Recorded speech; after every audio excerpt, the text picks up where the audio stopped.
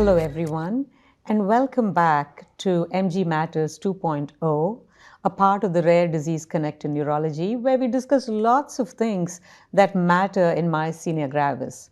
I'm Pushpa Narayanaswami, and today I have with me Professor Amelia Evoli, who will discuss some aspects of MuSK myasthenia gravis. Dr. Evoli, thank you for being here with me today. Please introduce yourself. I'm Amelia Evoli. I'm a neurologist. I'm an associate professor at the Catholic University in Rome. And I have worked with myasthenia gravis for all my professional life. And I am a specialist in neuromuscular transmission disorders, and myasthenia gravis has been my main research interest. And I think as part of that interest, I mean, you are truly an expert in MuSK myasthenia gravis. You've had large case series that you've described. You were one of the first people to describe MuSK myasthenia. And that is so important because it was really the first group of the antibodies that reduce the number that we have that we call seronegative. Yeah. So tell me a little bit about MuSK myasthenia gravis. In what way does it differ from, patients who have acetylcholine receptor antibodies? Is there a way to tell them apart clinically, and what kind of tests help you to do that? Yeah. Thank you so much for having mentioned the fact that we described actually MuSK patients before MuSK antibodies were described for the first time. Yeah. So we could see this patient. They were so different in a way from what we consider typical myasthenia gravis. All these patients are very, very similar, had so predominant weakness pattern in valvular and cranial muscles. Most of them had very severe disease course and respiratory crisis. And all these patients did not respond very well to mestinon, to pyridostigmine. That was quite strange. And also we noticed at that time that daily fluctuations that are so typical in myasthenia gravis were not so common. These patients have fluctuation of a longer periods than day by day. And sometimes they have more weakness than fatigability. Yeah. So these patients seemed very different. And then we could, had a test for a serological test for MuSK MG, and we actually could confirm that almost all these patients had MuSK antibodies.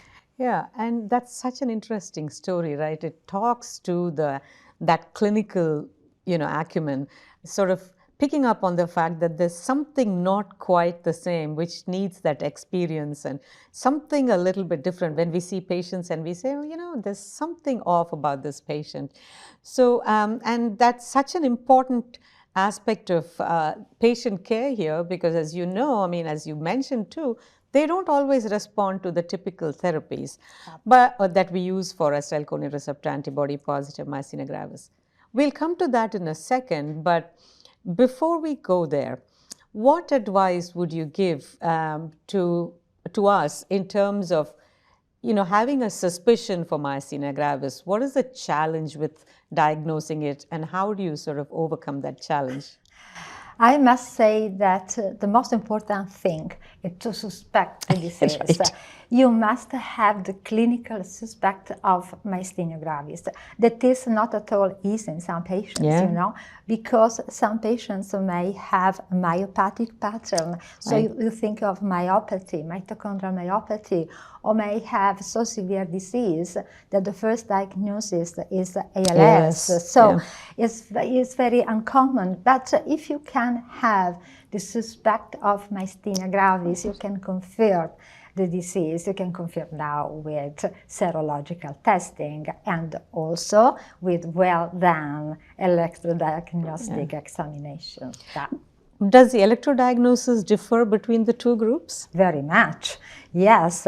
So if you use a repetitive nerve stimulation, that is the most common electrodiagnostic test in myasthenia gravis, is very reliable, is very specific. Yeah. It doesn't work very well in MuSK MG because, you know, limb muscles are very rarely involved in, you know, really weak. So you have to test the cranial muscle. And you know, sometimes repetitive nerve stimulation remain negative, even in cranial muscle, possibly because motor units that are involved in the decremental pattern for repetitive nerve stimulation are different from those involved in single fiber EMG that are more sensitive to MuSK antibodies. I think so. Now let's then sort of skip forward to treatment.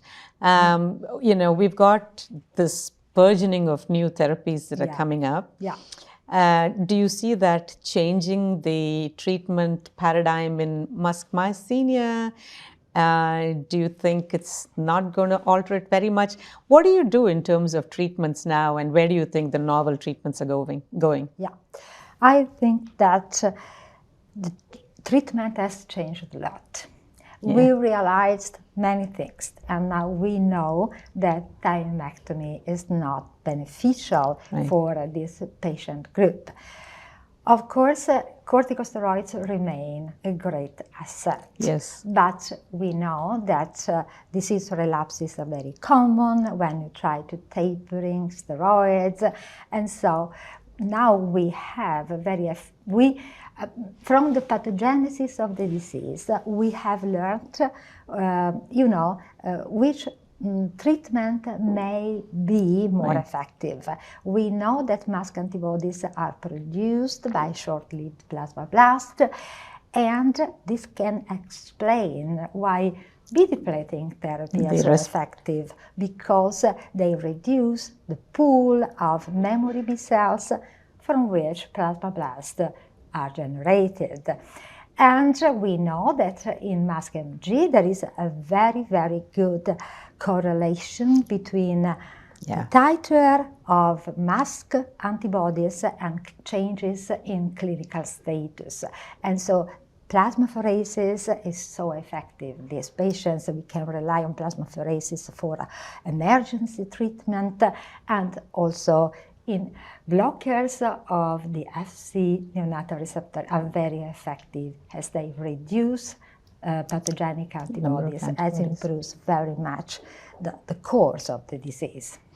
Yeah, I think you bring up a lot of key points here. The first one is that unlike in acetylcholine receptor antibody positive myasthenia gravis, where at least the classic RIA radioimmunoassay antibodies don't really clearly predict the course of the disease, you can use MuSK antibodies to monitor a response to treatment. So I think that's a really good take home for us.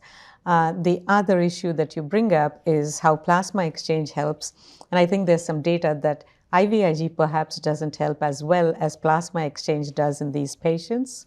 I think so. There are, you know, different opinion on the effect of IgG. In my opinion, IgG are a bit less effective than plasma exchange, because IgG4 antibodies, like MuSK antibodies, do not activate complement, and one of the major effects of IVIG is complement inhibition. So I think, in my opinion, I agree with you. Yeah, I agree with you in my practice as well, which is sort of why I brought it up. And I think you mentioned as we go on to the newer available therapies, FcR and antagonists, obviously, because they reduce the pool of all classes of IgG. Now, how about some of the trials of some of the more novel B-cell depleting therapies with sort of a wider range of B-cell depletion? So, for treating HChR antibody-associated disease, you know, B depleting therapy, you know, may be less effective than for MuSK antibodies, because AChR antibodies are produced mostly by long-lived plasma cells that once enter the immunological niche, they continue to produce pathogenic antibodies for years.